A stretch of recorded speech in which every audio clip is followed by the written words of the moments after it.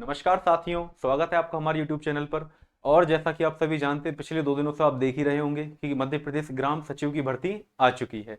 Actual में अभी भर्ती नहीं आई है, अभी रोजगार सचिव के ही राजपत्र आया है, सरकार के द्वारा जारी निर्देश राजपत्र आया है अभी। और जैसा कि आप देख सकते हैं, क्या है 23,011 पदों का सच। तो इस बारे में भी हम विस्तार से भी बात करेंगे कि वाकई में क्या इतनी रिक्तियां हैं। ठीक है, जैसा कि आपको सारे यूट्यूब चैनल्स पर बताया जा रहा, 23,011 पदों पर वैकेंसी। तो वास्तव में सच क्या है, इस बारे में हम बात करेंगे। उसके पहले जो राजपत्र में जानकारियां दी गई हैं उनके बारे में हम समझ लेते हैं कि राजपत्र में क्या क्या बताया गया है और क्या होता है सचिव का पद। ठीक है, इस वीडियो में हम बात करने वाले हैं रोजगार सचिव की सिलेक्शन प्रोसेस के बारे में, अर्थात प्रक्रिया के बारे में। ठीक है, आरक्षण दिया गया है। जीआरएस ने जो जीआरएस के लिए 50% आरक्षण की घोषणा की गई है, वह क्या है, एजुकेशन क्वालिफिकेशन क्या होने वाली है। ठीक है, आपकी शैक्षणिक योग्यता क्या मांगी गई है इस पद के लिए, इस बारे में हम बात करेंगे। साथ ही साथ सैलरी सैलरी क्या मिलेगी, एज क्राइटेरिया क्या होगा इसमें, और नोटिफिकेशन कब तक आ सकता है, और सबसे बड़ी बात इसका सिलेबस क्या होगा। तो आइए हम देख लेते हैं, समझते हैं आसान भाषा में बिल्कुल। तो आपने सभी ने देख लिया होगा, बहुत सारे विद्यार्थियों ने नहीं भी देखा होगा, तो मैंने अपने टेलीग्राम चैनल पे मध्य प्रदेश राजपत्र जो पंचायत एवं ग्रामीण विकास विभाग के द्वारा जारी किया गया है, यह मैंने अपलोड कर दिया है। और आप मेरा टेलीग्राम चैनल ज्वाइन करके इस राजपत्र को पढ़ सकते हैं। बाकी जो आवश्यक जानकारियां हैं, जो मेन पॉइंट्स हैं, आपको पता होनी चाहिए, सारे मैं यहाँ पर आपके लिए लेकर आया हूँ। आपको बिल्कुल आसान भाषा में समझा दूंगा। ठीक है, तो सबसे पहले बात पात्रता की कर लेते हैं। ठीक है, पात्रता की बात कर लेते हैं सबसे पहले। तो इन्होंने पात्रता बता रखी है भाई कि कोई अभ्यर्थी अगर ये पंचायत सचिव अगर बनना चाहता है तो उसकी पात्रताएं क्या क्या होनी चाहिए। तो ऐसे करके उन्होंने लगभग ये 6 पात्रता शर्तें उन्होंने दी हुई हैं। ठीक है, समझते हैं इनको आगे। और जो ग्राम रोजगार सहायक हैं, जीआरएस होते हैं, उनके लिए क्या कोटा दिया गया है, तो उनको जो जीआरएस है 5 वर्ष की सेवा कंप्लीट कर चुके हैं, 5 वर्ष की सेवा अवधि कंप्लीट कर चुके हैं पंचायतों में, उनके लिए आरक्षण एप्लीकेबल रहेगा। ठीक है, इसके अलावा जो पात्रता परीक्षा है, पहली बार ग्राम रोजगार सहायकों के लिए पात्रता परीक्षा होने जा रही है, और राजपत्र में आपने देखा ही होगा कर्मचारी चयन मंडल के माध्यम से यह आपकी पात्रता परीक्षा जो है करवाई जाएगी। ठीक है, इसको भी समझेंगे हम।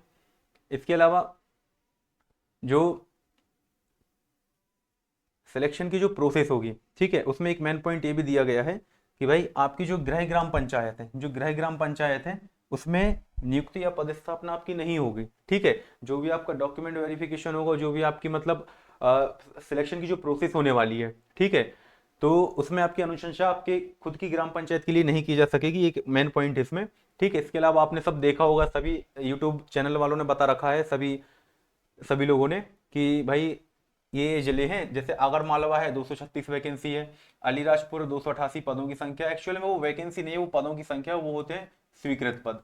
ठीक है, कि किसी जिले के अंतर्गत कितनी ग्राम पंचायतें हैं और उसके अनुसार कितने उनको रोजगार सचिवों की, जो सचिव होते, पंचायत सचिव होते, उनकी आवश्यकता होती है, उनकी स्वीकृत पदों की संख्या दी गई है। इस प्रकार से कुल 23,000 स्वीकृत पद हैं, टोटल पदों की संख्या 23,011 है। ओके, देख लेते हैं जो सचिव का लेवल 1 है, ठीक है, लेवल 2 है, लेवल 3 है, इसमें क्या क्या शर्तें हैं, वेतनमान के स्तर क्या है और वेतनमान कितना है। जैसे लेवल 1 के सचिव के लिए 10,000 रुपये प्रति माह है। लेवल 2 का सचिव जब वह 2 वर्ष की अवधि अपनी पूरी कर लेगा, वह लेवल 2 पर जाएगा 2 वर्ष की सेवा पूरी होने के पश्चात। ठीक है, तो उसका जो 7th ग्रेड पे होता है, 7th ग्रेड पे के अकॉर्डिंग इतनी उसकी सैलरी हो जाएगी, इसके अकॉर्डिंग सैलरी उसको मिलेगी।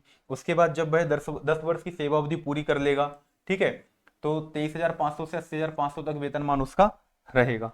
ठीक है, शैक्षणिक अर्हता की बात की गई है, सीधा सीधा उन्होंने कहा है भाई आपके पास क्या है, बैचलर डिग्री होनी चाहिए, मतलब अंडर ग्रेजुएट आप होने चाहिए, आपकी यूजी की डिग्री आपके पास कंप्लीट होनी चाहिए। इसके अलावा कंप्यूटर दक्षता में अहर, मतलब डीसीए या पीजीडीसीए। अब इसमें प्रॉपर प्रमाण पत्र की इन्होंने बात नहीं की, लेकिन अहर का मतलब यही होता है कि भाई आपके पास अहर्ता दिखाने के लिए कोई सर्टिफिकेट आपके पास होना चाहिए। इसके अलावा सीपीसीटी में उन्होंने हिंदी टाइपिंग में आपको क्वालिफाई मांगा गया है।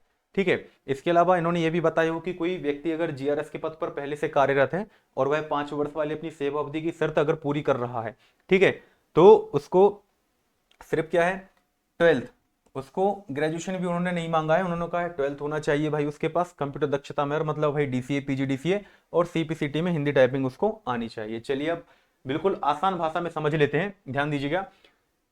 सबसे पहले क्या होगा भाई, आपके जो जिला पंचायत की सीईओ है, ठीक है, जिला पंचायत के जो सीईओ है वह क्या करेंगे, भर्ती की आवश्यकता का निर्धारण करेंगे और रिक्त पदों की जानकारी कर्मचारी चयन मंडल, कर्मचारी चयन मंडल मतलब ईएसबी, ईएसबी मतलब पूर्व नाम इसका व्यापम, ठीक है, इसके माध्यम से वह भर्ती करवाने वाले हैं। ईएसबी को वह सारी जानकारी भेजेंगे कि भाई हमें इतने पदों पर भर्ती करवाने की आवश्यकता है, और वह ईएसबी जो है सिर्फ आपका एग्जाम लेगा, ठीक है ना, एग्जाम लेगा।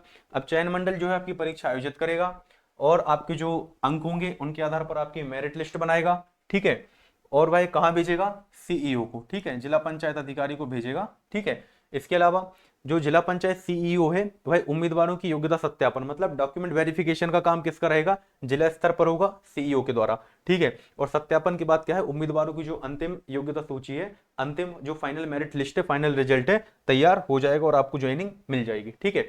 अब इसमें आरक्षण की जो बात की गई है वह क्या है, जो टोटल रिक्त पद है, कुल रिक्त पद जो होंगे उसका जो 50% होगा, ठीक है, मतलब सीधे सीधे आधे पद जाएंगे जीआरएस के पास, ठीक है। जो जीआरएस की मतलब जो आरक्षण की शर्तें पूरी कर रहे हैं, जो अभी वर्तमान में जीआरएस है, 5 वर्ष की सेवा अवधि पूरी कर चुके हैं, उनको क्या मिलेगा, 50% का आरक्षण मिलने वाला है, ठीक है। इसके अलावा जो हर वैकेंसी में आरक्षण लगता है, एससी एसटी ओबीसी ईडब्ल्यूएस वगैरह वगैरह, तो वही भी रिक्त पदों पर लागू होगा, ठीक है। शर्त दी है इन्होंने कि जीआरएस जो है 5 वर्ष की सेवा निरंतर सेवा अवधि पूरी करता है, तो उसके लिए उसको जो है 50% का आरक्षण दिया जाएगा, ठीक है। उसके अलावा उन्होंने ये भी कहा है कि किसी भी प्रकार की जांच या विवाद से मुक्त होना चाहिए, आयु और योग्यता पूरी करना चाहिए, ठीक है। तो उसको क्या है कि सामान्य उम्मीदवारों से पहले 50% आरक्षण आरक्षित सीटों पर अवसर मिलने वाला है, ठीक है। बात कर लेते हैं शैक्षणिक योग्यता की। सीधा सीधा मैंने जैसा अभी बताया आपको, यूजी डिग्री मांगी उन्होंने, उन्होंने कहा है कि भाई आपके पास चाहे बीए हो, ठीक है, कोई भी आपकी डिग्री होनी चाहिए, बीए हो या बीकॉम हो, ठीक है, बीएससी कर रखा हो, एनीथिंग, या बीएससी कर रखा हो, कुछ भी, मतलब आपने स्नातक उपाधि आपके पास होना चाहिए, डीसीए पीजीडीसीए होना चाहिए और सीपीसीटी में हिंदी टाइपिंग आपकी क्वालिफाई होना चाहिए, ठीक है। यदि कोई फ्रेशर व्यक्ति है, फ्रेशर व्यक्ति के लिए ये 2 योग्यताएं लगेंगी, ठीक है।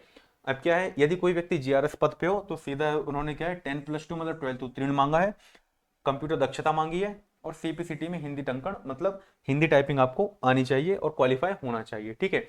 सैलरी की बात कर लेते हैं भाई, सेवा ग्रहण करने की तारीख से 2 वर्ष तक आप रहोगे लेवल 1 पर, ठीक है।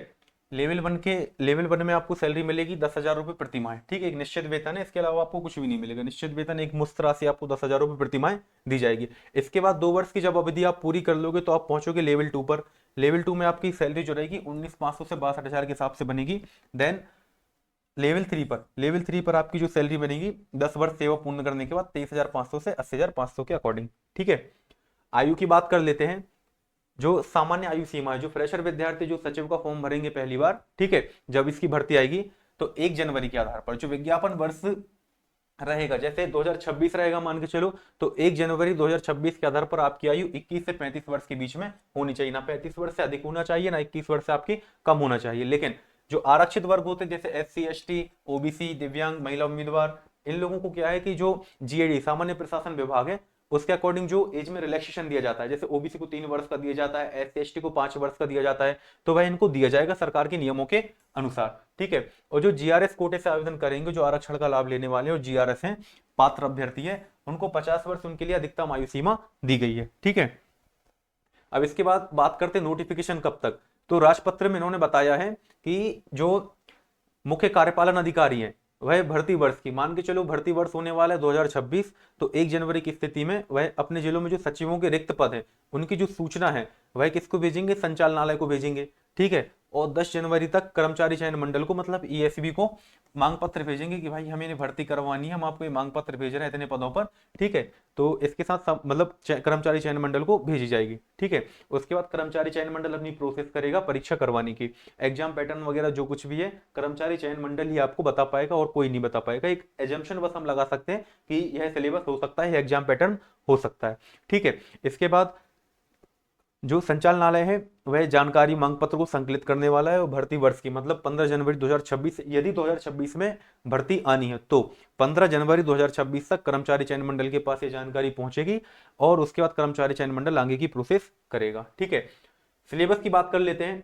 तो लगभग हम जनरली देखते हैं कि जो ईएसबी एग्जाम्स करवाता आ रहा है अभी तक, तो ग्रेजुएशन लेवल की जो एग्जाम करवाता है जिनमें उन्होंने ग्रेजुएशन डिग्री एक नॉर्मल एक कॉमन एलिजिबिलिटी के तौर पर मांगा होता है, तो उसमें भाई यह विषय देते हैं भाई आपका सामान्य ज्ञान हो गया मतलब जनरल नॉलेज, हिंदी हो गई, अंग्रेजी, गणित, तर्क शक्ति मतलब रीजनिंग, साइंस, इसके अलावा पंचायती राज, चूंकि ये पंचायत में नौकरी है, ठीक है ना, सचिव की जो नौकरी होने वाली है पंचायत में होने वाली, तो बहुत संभावना है कि पंचायती राज भी आपसे पूछा जा सकता है। ठीक है, इसके अलावा सीपीसीटी तो मांगा गया है, साथ ही आपको कंप्यूटर दक्षता में अहर मांगा गया है, मतलब डीसी पीजीडी से आपसे मांगा जाएगा, तो स्वाभाविक सी बात है कंप्यूटर भी आपके पेपर में आ सकता है। ठीक है, इसके अलावा एक विषय और है हमारा मैनेजमेंट प्रबंधन, ठीक है, यह विषय भी आ सकता है। ठीक है, तो आपको क्या करना है अभी, ये जो सब कॉमन सब्जेक्ट्स हैं, ठीक है ना, ये सब जो कॉमन सब्जेक्ट है तो आपको तैयार करना ही है। यदि आप सचिव सचिव की तैयारी नहीं भी कर रहे होते तो आप किसी दूसरी भर्ती परीक्षा में ये सारे विषय पढ़ते ही है।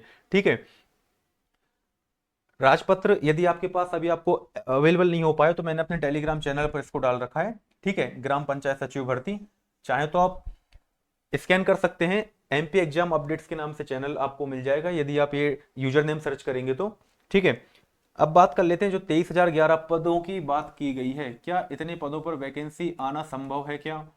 ठीक है, 23,011 23,013 जो भी पद है उन पर वैकेंसी आना संभव है क्या? एक बात समझिए, आपके घर के आसपास भी आप जिस ग्राम में रहते हैं, जिस जिले में रह रहे हैं वहां पे भी गांव होंगे बहुत सारे, तो एक्चुअल में क्या है कि एमपी में जो पंचायत है, ठीक है ना, जो ग्राम पंचायत है, आप गूगल करके देखिए या एमपीजी की किसी बुक में देखिए, लगभग इतनी ही ग्राम पंचायत है।